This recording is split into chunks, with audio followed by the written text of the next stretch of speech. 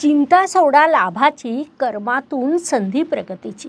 मनात विचारांची गर्दी असेल तर दिशा मात्र ठरवून ठेव, कारण तू मिथुन आहेस.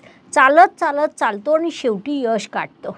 मिथुन म्हणजे हलकं फुलकं हसत खेळत वागणं, पण तुमच्या डोक्यात विचारांचं महासागर असतो. जून महिन्यात हे दोन्ही मिळून एक सुंदर यश तुमच्यासाठी लिहिलं जाणार आहे. जगात सगळ्यात महत्त्वाचे काही असतील तर ते शब्द असतात जे मिथुन राशीकडे भरभरून असतात. नमस्कार, मी ॲस्ट्रोगुरू डॉक्टर ज्योती जोशी सर्व ज्योतिषप्रेमी व अभ्यासकांचं मनपूर्वक स्वागत करतो आहे. आपण जून 2025 या महिन्याचं राशी भविष्य समजून घेत आहोत. त्यामध्ये आजच्या भागात मिथुन राशीच्या जातकांसाठी हा महिना कसा राहील यावर सविस्तर चर्चा करणार आहोत. विविध दृष्टिकोनातून या महिन्यातील ग्रहस्थितीचं शास्त्रोक्त विश्लेषण करणार आहोत. सोबतच व्हिडिओच्या शेवटी मी तुम्हाला या महिन्यात करावयाचे विशेष उपाय सांगणार आहे, त्यामुळे व्हिडिओला शेवटपर्यंत बघायला विसरू नका. अजून एक अत्यंत महत्त्वाची बाब म्हणजे विविध दृष्टीने हा महिना तुमच्यासाठी कसा असेल हे आम्ही नेहमीच खूप सविस्तरपणे सांगत असतो. त्यानुसार या महिन्यात तुम्हाला काय अनुभव आले ते तुम्ही कमेंटद्वारे आमच्यापर्यंत पोहोचवू शकता, जेणेकरून आमच्या या मार्गदर्शनाचा तुम्हाला लाभ होत आहे ही बाब आमच्यापर्यंत पोहोचू शकेल.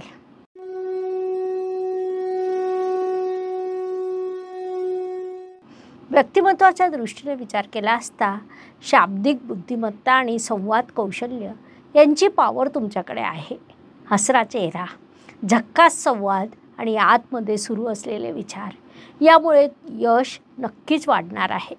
तुमचे राशी स्वामी बुधदेव या महिन्यात तुमच्या राशीत येणार आहे, जी अत्यंत सकारात्मक बाब म्हणता येईल.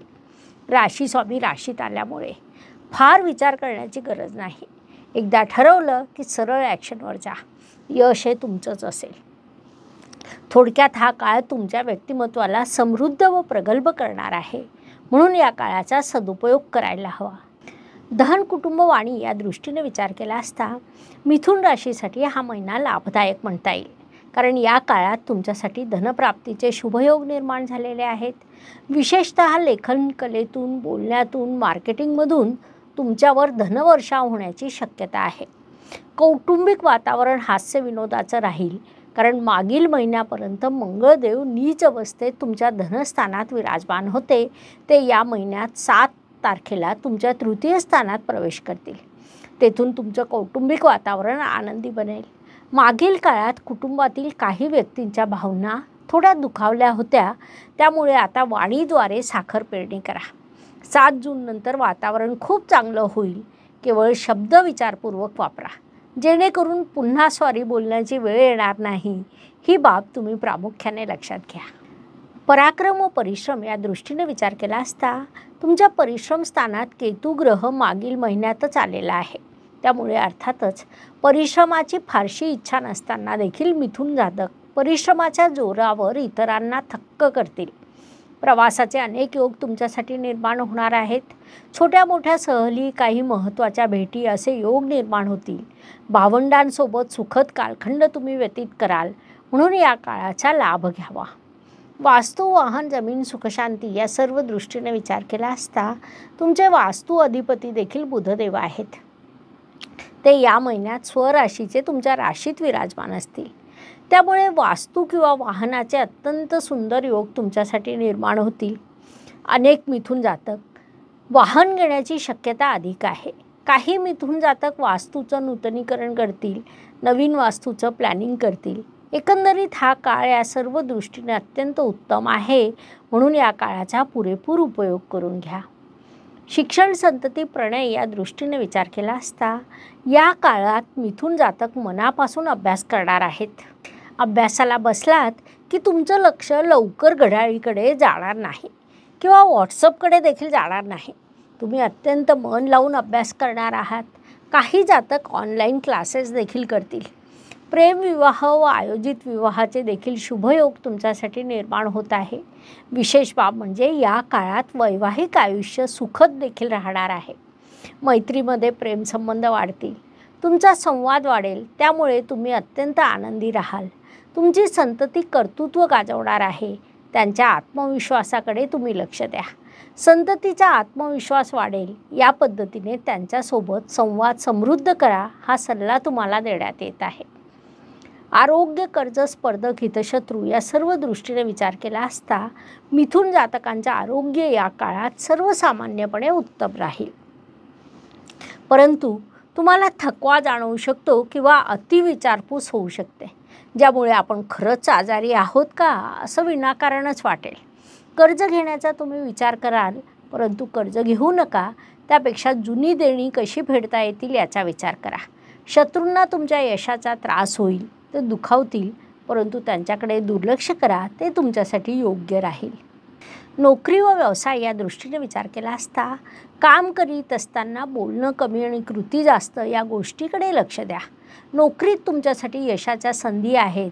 व्यवसायात अनेक वेळा खूप बोलणं हे फायदेशीर ठरतं, त्यामुळे व्यवसाय वृद्धी घडून येते. तुमच्या बोलण्यामुळे तुम्हाला नवीन क्लायंट, नवीन संधी निर्माण होतील. रिस्क नक्कीच असेल, परंतु नफा देखील होईल, ही बाब लक्षात घ्या. भाग्य व शुभसंकेत या दृष्टीने विचार केला असता मिथुन राशीसाठी हा महिना अनेक शुभसंकेतांनी परिपूर्ण भरलेला आहे. त्यामध्ये प्रामुख्याने सांगायचं झाल्यास 6 जून ते 22 जून या काळात तुमचे राशी स्वामी राशीतच विराजमान असतील, ज्याला आपण अत्यंत मोठा शुभसंकेत म्हणू शकतो. या काळात नक्कीच काहीतरी खास घडू शकतं. याशिवाय गुरुदेव तुमच्या राशीत आलेले आहेत. तेथून ते तुमच्यासाठी पत्रिकेतील धर्मत्रिकोण पूर्ण करीत आहे. हा देखील मोठा शुभयोग आहे. तुमचे पंचमेश लाभस्थानात विराजमान असून तुमच्यासाठी लाभाच्या संधी निर्माण करीत आहेत. भाग्येश कर्मस्थानात विराजमान आहे, म्हणजे कर्माने भाग्यवृद्धी होईल असं तुम्हाला ग्रह संकेत देत आहे. असे अनेक शुभसंकेत या काळात तुमच्यासाठी निर्माण झालेले आहे. त्यांच्यापासून तुम्हाला शुभ परिणाम देखील प्राप्त होणार आहे. या काळाचा सदुपयोग करावा. कर्माच्या दृष्टीने विचार केला असता मिथुन जातक या महिन्यात बऱ्यापैकी कर्मप्रधान राहतील. तुमचे कर्मेश गुरुदेव राशीत विराजमान असून पंचम, सप्तम आणि नवम या 3 स्थानांवर त्यांची दृष्टी असल्यामुळे तुम्ही अत्यंत कर्मप्रधान राहणार आहात. लाभाच्या दृष्टीने विचार केला असता तुमचे पंचमेश लाभात आलेले आहे. तुम्ही जेव्हा कर्मप्रधान असतात तेव्हा लाभ त्याच्या पाठीमागे चालत येतो. त्यामुळे लाभाची फार काळजी करू नका. तुम्ही आपलं संपूर्ण लक्ष कर्मावर केंद्रित करा, त्यातून तुम्हाला लाभ प्राप्त होणार आहे. व्यय व परदेश गमन या दृष्टीने विचार केला असता तुमच्या व्ययस्थानात रविदेव पहिल्या 15वाड्यात विराजमान असतील. बुधदेव म्हणजे तुमचे राशीस्वामी पहिला आठवडा तेथे आहेत. त्यामुळे महिन्याच्या सुरुवातीला काही अतिरिक्त खर्च होण्याची शक्यता आहे. त्यानंतर खर्चाची तीव्रता कमी होईल.